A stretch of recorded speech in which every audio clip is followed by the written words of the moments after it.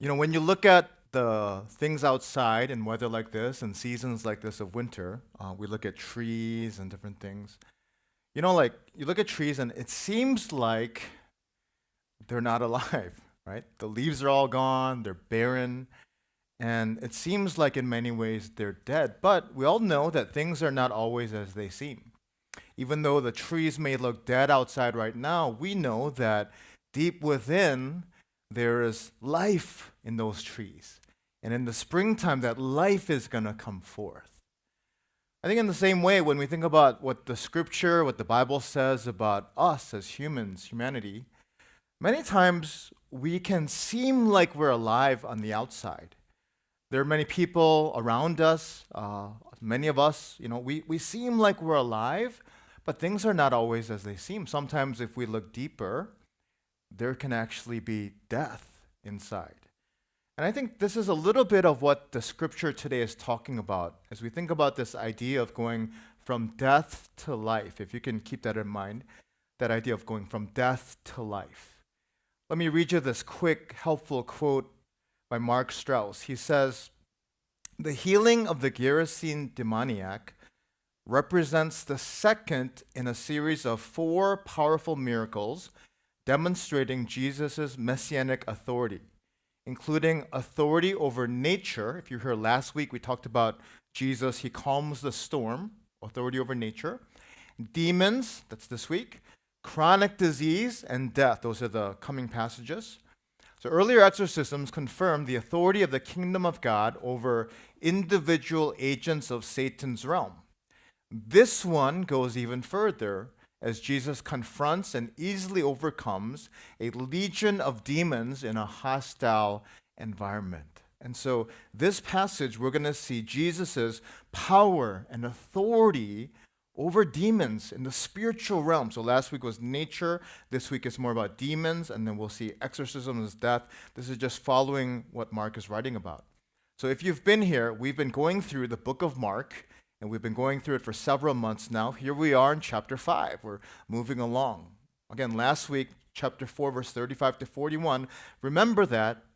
Trusting God through the storm, as we talked about, we're going to reference that a little bit. So remember that context that we're in here. So 3 things we want to talk about as we think about going from death to life. First of all, we're going to talk about a picture of death as we look at this man in this passage. Secondly, we're going to talk about the power of Jesus that we see at work here. And the third, we're going to talk about proclamation of life that occurs. So 3 things. So first of all, let's talk about picture of death. Verse 2, "And when Jesus had stepped out of the boat, immediately there met him out of the tombs a man with an unclean spirit. He lived among the tombs. And no one could bind him anymore, not even with a chain, for he had often been bound with shackles and chains, but he wrenched the chains apart and he broke the shackles in pieces. No one had the strength to subdue him. Night and day among the tombs and on the mountains, he was always crying out and cutting himself with stones." Can you imagine as you get off the boat? So as we talked about last week, it's very helpful to just imagine yourself in the scene of this passage. Pretend that you are in the boat trying to observe what's going on. So you get to the other side of the lake, gone through the storm, and you immediately are getting out of the boat. And immediately what happens is you see this man running towards you. He's come out of the graveyard. He's running right at you, and he looks like something is wrong. Demonized, as we see in this passage. Now, some of the disciples, I'm sure they were afraid. I would be afraid. Someone like Peter probably was like, he was first out probably, but he's like, "Oh, I'm getting back in the boat, seeing this guy." He's probably afraid. Now, I believe this story is included here in order to provide us with a living picture of death itself. Can I say that again?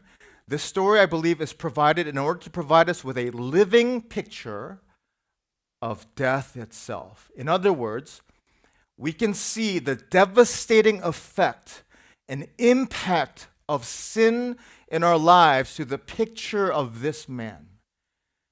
things are not always the way they're supposed to be for this man. Things are not the way they're supposed to be in our lives too because of sin. Now, so how are they supposed to be? Well, if we look at Genesis chapter 1 verse 27, if we go back to the beginning, think about humanity. God created man in his own image. In the image of God, he created them, male and female, he created them. Now, God creates them not just as another set of animals, but God creates men and women in his own image, in his likeness. So we are created to be reflections and pictures of God and who he is. As we fill and we multiply the earth, we are supposed to be a picture of who God is for the world to see. No one else, no animal, not our pets, not anything else in all creation has the image of God, but we have that from the very moment we are conceived. We are conceived as image bearers in the likeness of God. So the man here in this passage, who we're going to describe more, he was broken. He was damaged. He was deteriorated. He's a broken, damaged, deteriorated picture of God's image. He was unable to picture God as he was supposed to, as he was meant to be. Before we go further, I want us to think a little bit about this man and see if we can relate to him. In many ways, it is very hard to relate to him because here's this man, he's living in the graveyard. If you are doing that, please come talk to me right after service. So it's hard to relate to him in that way. But all of us can relate because there are things in our life that you know are not the way they're supposed to be. In different ways, all of us are broken, damaged, and deteriorated. Like this man, we are unable to fully be a living picture of who God is and bear his image and his likeness for the world to see. More than we may realize. We are often like this man in many ways who is a living picture of death itself. Let's try to think about some ways that we see death pictured through this man. Remember, we are like him more than we realize. We see this man and we see death pictured as he's unclean. Passage says he has an unclean spirit, means that he's influenced by demons. He's demonized. He's living amongst the tombs, which are considered unclean. You can't be around dead bodies, according to Jewish ceremonial law. It was a region with pigs. Jewish people do not connect with pigs. They don't eat pigs. They are unclean animals to Jews. Unclean ethnicity. They went across the sea to this other region. Jews considered Gentiles on the same level sometimes as dogs. They were unclean. So this man pictures death through his uncleanness. Another thing is we see that he's outcast. He's living alone among the tombs. Basically, he's isolated day and night. He is living by himself in a cemetery. He is outcast from society. Nobody is inviting him over. He is not wanted in anyone's neighborhood or anyone's house. He is outcast. Another way we see this is bondage. People were often trying to bind him and shackle him with chains, and he would break them, but oftentimes they would come again and try to bind him. And he's treated much more like a wild animal than a human being. Bondage. Finally, we see that his life is more like death itself because he's got pain. Night and day among the tombs and in the mountains, it says, he would be crying and cutting himself with stones. The language there is almost like he's moaning or he's yelling or howling because of the pain. You know, there are people I've known who cut themselves. Why do they do that? It's to inflict punishment upon themselves. People cut themselves with razor blades and things like that. Well, this man is taking stones and he's inflicting pain, judgment upon himself night and day because of who he is as he sees himself. So we see in this man a picture that is completely opposite of what God meant for our lives to be. Now, as I said earlier, this man pictures death, but we are not all that different from this man. I think that's what Mark is trying to get across to us. When I look at this passage, it's interesting how much Mark really emphasizes that he was living in the tombs. You look at verse 2, 3, and 5.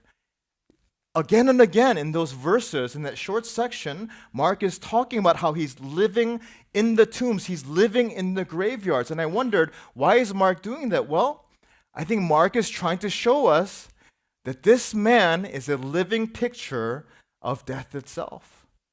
Mark wants to show a spiritual picture of ourselves apart from Christ. Each one of us, though we may be physically alive, we can be spiritually dead apart from the life-giving work of Christ through faith. That's why Paul writes in Romans 6:23, he says, "For the wages of sin is death." Because we are sinful from the time we are conceived, we are born as sinners. We are separated from God. And the wages of that sin is actually death. We are born dying. We are born dead spiritually. So this man, just like him, if we think about it, and I think this is what Mark is trying to say to us, is we too are broken, damaged, and deteriorated pictures. We are not what we were meant to be. We are not living the life we are created for. Think about how that works out in our life. We are unclean. We're unclean because of our sin, and sin separates us from a holy God. For all have sinned and fall short of the glory of God, says Romans. And we too are influenced by demons who try to destroy our relationship with God, to destroy hope in our lives. And we are unclean and unable to approach God. That's like death. We are outcasts. We are often isolated. We're alone because of our sin. What happens when we sin? We withdraw from our family group. We withdraw from other people. We separate ourselves from community. We become like outcasts sometimes. Just like this man, we are also in bondage. We are struggling with our addictions. We are struggling with our idols. We are shackled by those things many times. Sometimes we feel stuck in a state of discouragement and depression and despair. Just like this man, we experience pain. The effect of sin, it brings pain to our lives. Pain can be emotional pain, broken relationship pain, pain in our hearts as we feel far from God, pain even physically as sickness and disease are real in a fallen world because of sin. So just like this man, we are broken, destroyed, deteriorated, and all these things. So we see in this man a picture of death itself. But what we need to see, what Mark wants us to see is, just as this man was living in the graveyard, he was a living picture of death itself, we are not that different from this man. Well, praise be to God that there's hope. Doesn't end here, don't worry. There's hope. So we see this man, picture of death, but then Jesus is coming. And so what we see now is the power of Jesus that's going to be at work. Look at verse 6. And when he saw Jesus from afar, he ran and fell down before him. And crying out with a loud voice, he said, "What have you to do with me, Jesus, Son of the Most High God? I adjure you by God, do not torment me." For he was saying to them, "Come out of the man, you unclean spirit." And Jesus asked him, "What is your name?" He replied, "My name is Legion, for we are many." And he begged him earnestly not to send them out of the country. So it's an interesting scene here. It's like a movie going on. This man sees Jesus from far away, runs and falls before Jesus. Now, we cannot be certain whether it was the choice of this man to run to Jesus and to fall before him, or whether it was the influence of the demons causing him to go to Jesus in this situation. We cannot be sure. And I want to read you a quote from the ESV Study Bible. When the man ran and fell down before Jesus, it may indicate an involuntary submission on the demons to Jesus' greater power, or that the man himself longed to be free of the demonic influence, or some of both. In either case, many of you are going to talk about this in family groups, so in either case, the demon immediately takes over the man's voice. So again, we don't know if the man wanted to go there or if the demons made him go there. But what we do know is that as soon as he gets there, the demons now are going to speak through his mouth. And I think at this moment, what we see is that Jesus' power and authority is immediately recognized. So watch this. When Jesus asked this demon for a name, the demon cannot resist Jesus asking this question. And the demon says, "My name is Legion, for we are many." Now, it's a really interesting response to say legion, because that's not a name. That was actually a Roman military term, which equates to about 6,000 troops.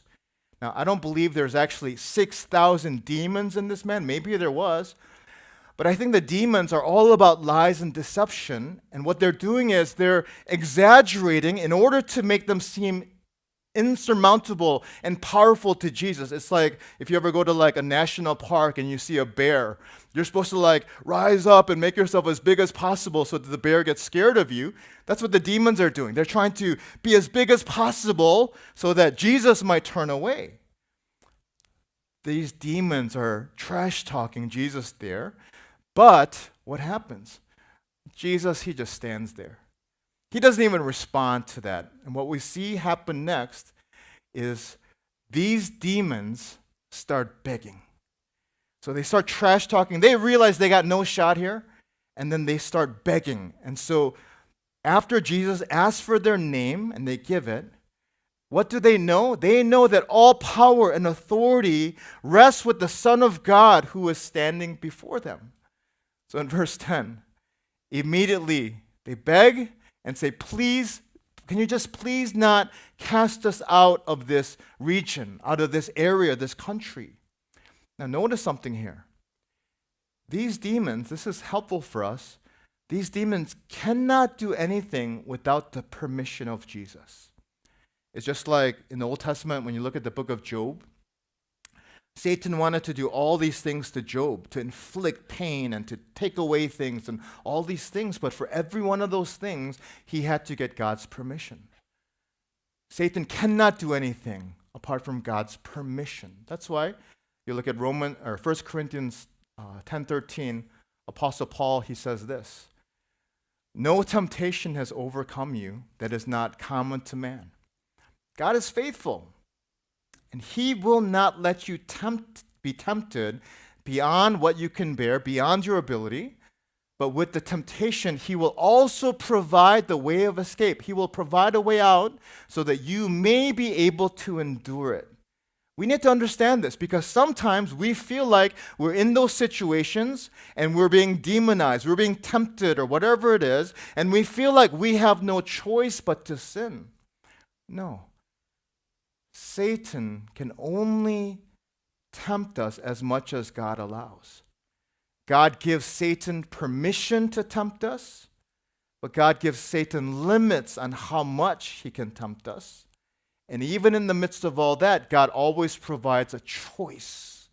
God always provides a way out. So we are never victims where we have no choice here, but there's always a way out as we depend on him and his grace.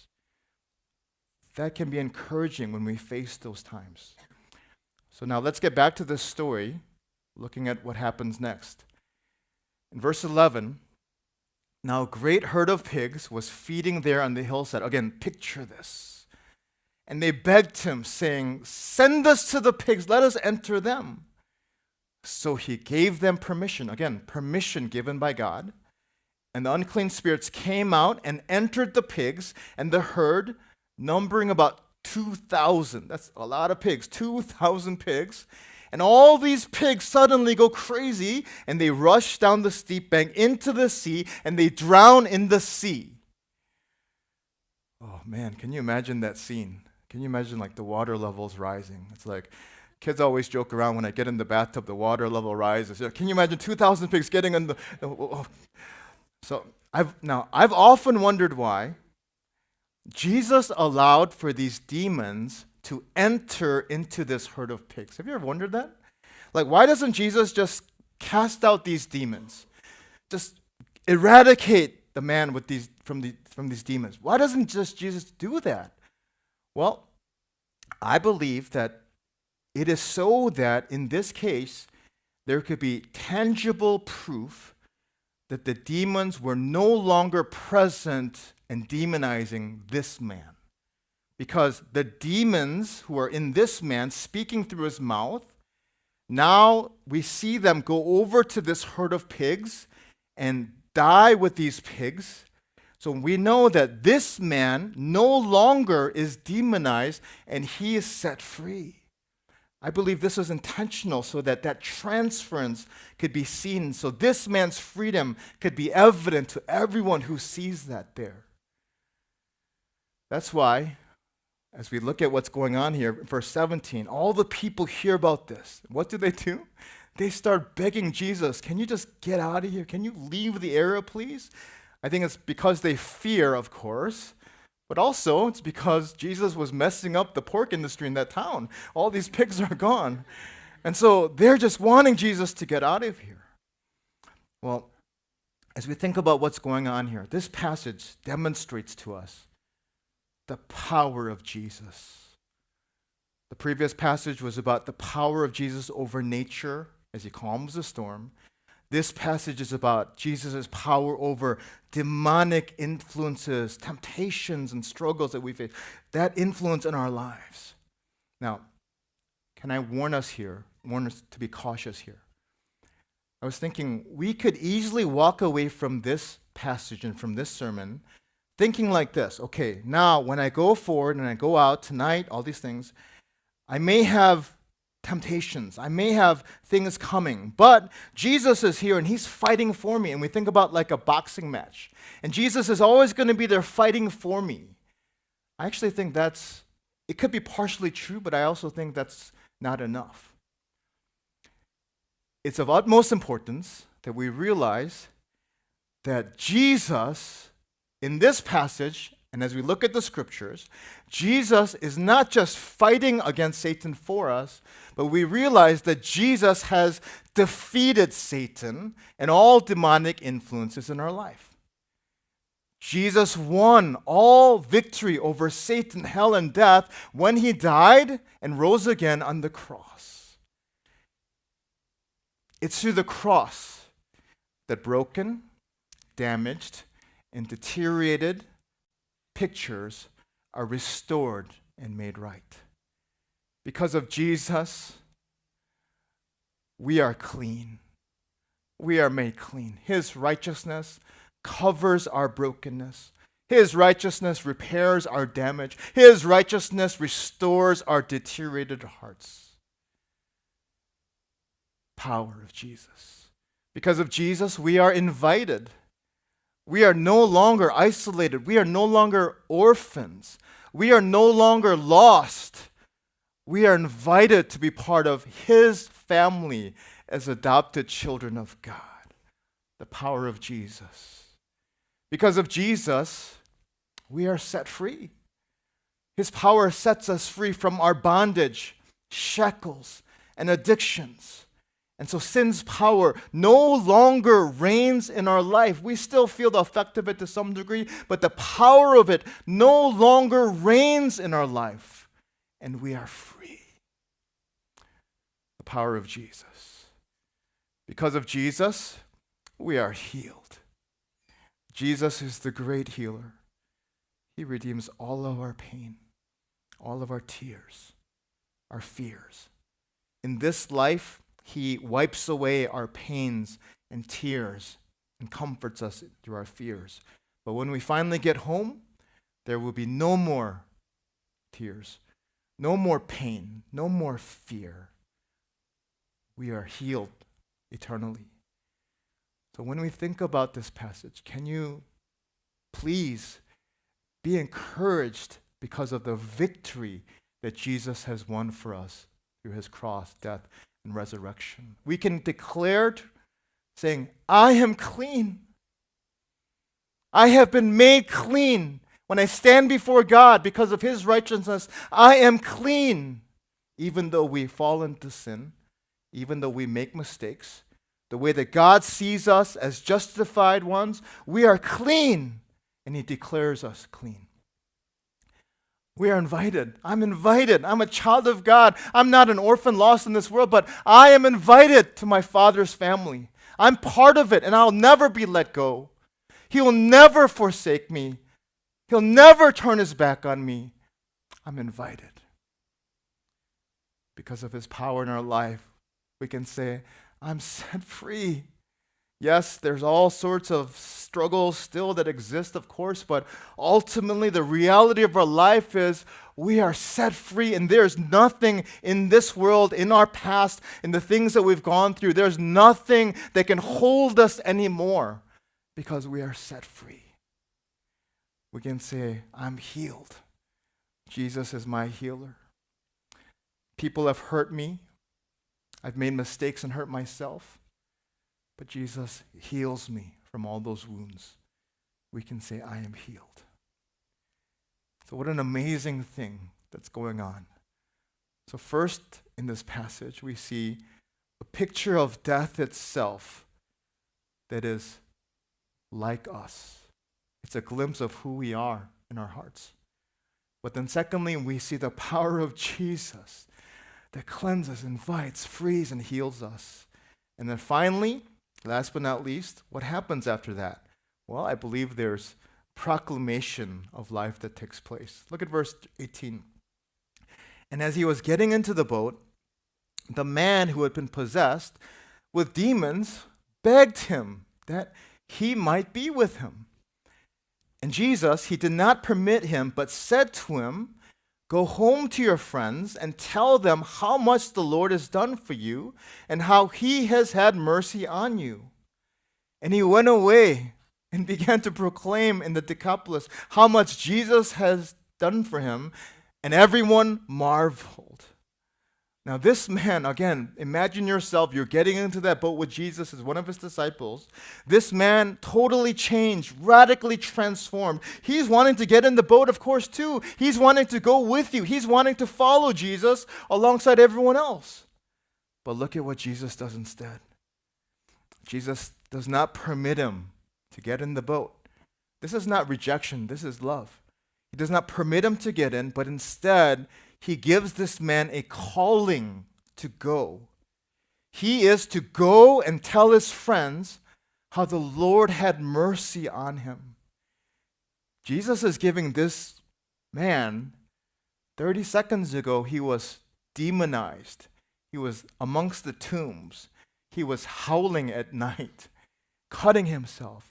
He's been a Christian for about 30 seconds maybe. But Jesus is giving this guy a missional calling to go and to reach his friends.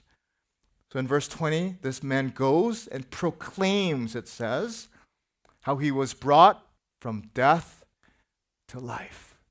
He goes to all of his friends, hey, I was brought from death to life. Hey, let me tell you my story. I was brought from death to life, because everybody in that town knows him. And he proclaims what Jesus has done, and everyone marvels. You know what's really awesome about these verses here? I think about this man. He never went to a Bible study. He never served in a church. He never had a discipler investing into him. He never had a theology class. He never learned how to articulate and share the gospel in some method. But what does he have? He has life. He has a story of how Jesus brought him from death to life. And I think we need to remember something.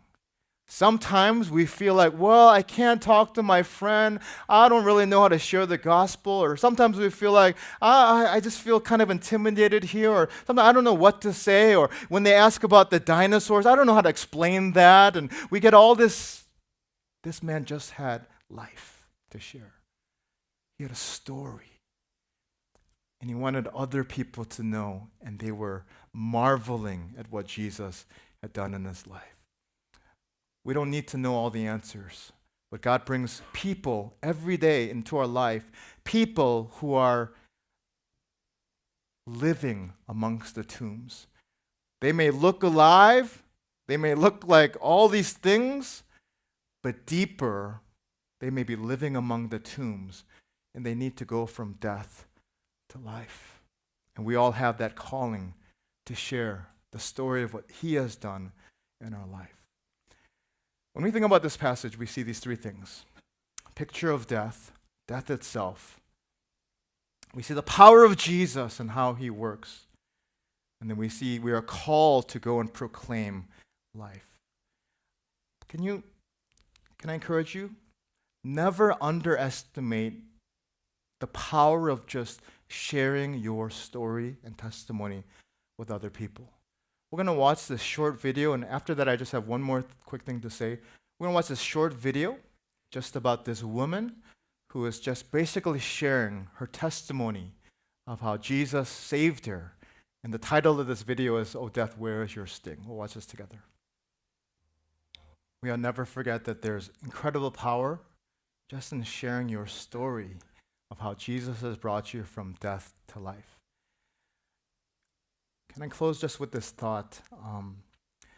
What blesses me most about this passage is actually a verse that is not in this passage, but in the context. If I could point this out, look at verse 1 and verse 21. So verse 1 is the first verse we read today. Verse 21 is the next verse in the next passage right after this account. So if you look at the context here, if you remember from last week, Jesus says to his disciples, let's go over to the other side. And they go over through the storm and everything that they face, they go over to the other side. When you look at the next passage that we're going to read, the disciples, what do? They cross back to this side. They come back. And so this account is all that they do over on the other side. It's like a little mission trip. Now I thought, isn't it amazing that Jesus wanted to cross to the other side? Why?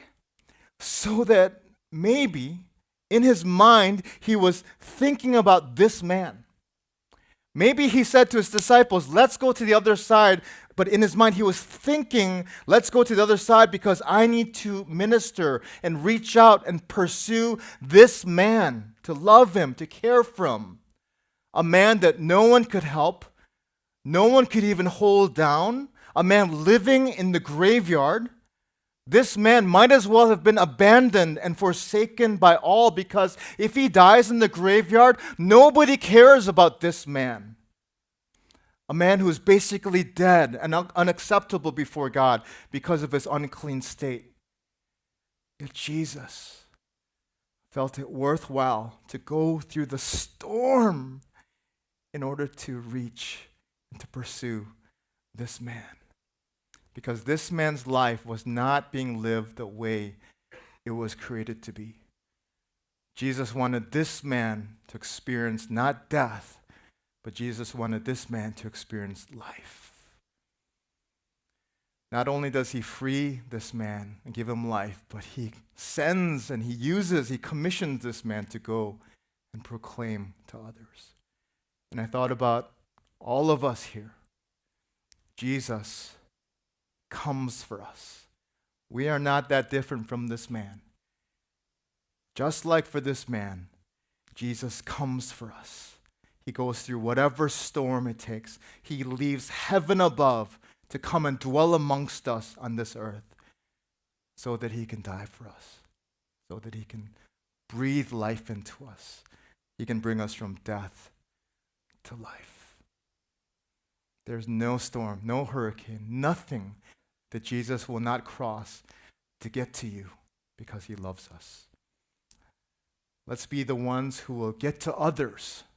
Maybe there's something we need to cross in our life this week. Maybe it's the other side of your office. Maybe it's the other side of your family.